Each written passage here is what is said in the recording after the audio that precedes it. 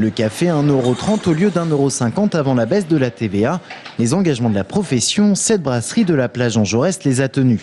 8 produits affichés sur cette carte ont donc vu leur prix baisser de 11,8%, aussi bien dans la limonade que dans la restauration. Par exemple, la poêlée de penne est passée de 9,90 à 8,75. Un dessert parmi les plus vendus, la mousse au chocolat, 4,10, passée à 3,60. Donc ça sur 8 produits.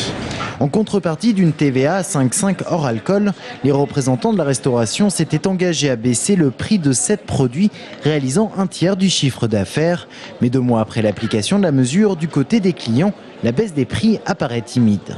J'ai pas spécialement fait attention, non. Donc c'est pas probant partout. On s'en rend pas bien compte, hein. Donc on est parti en vacances, nous on n'a pas eu l'impression que les prix ont bougé beaucoup. Hein. Par exemple l'Espagne, je sais, ils sont à 5,5 depuis pas mal de temps. Eux jouent le jeu au niveau des consommations ou des repas. Là il n'y a aucun problème. Dans les lieux touristiques, pour moi ça n'a pas baissé. Un peu à l'extérieur du centre, si vous sortez un peu de la place Plume, je pense que là ça a baissé un peu. Car si certains restaurateurs ont joué le jeu, il serait 60% à ne pas avoir réduit les prix. C'est ce qu'il ressort en tout cas des contrôles effectués auprès d'un échantillon représentatif de 12 000 restaurants. Les réfractaires estiment quant à eux qu'une déflation serait peu sensible pour le client et préfèrent se constituer par exemple une trésorerie. Quant au secrétaire d'État au commerce, il estime que les objectifs ne sont pas remplis.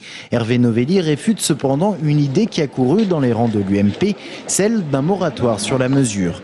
Il entend aller plus loin alors que pour beaucoup, la TVA à 5,5 sans contrepartie est vitale pour la profession. C'est une profession qui est très touchée et comme c'est une profession qui est pourvoyeur d'emploi, elle avait vraiment besoin d'être aidée, au même titre que le bâtiment l'a été, les constructeurs automobiles. Nous, on avait besoin aussi.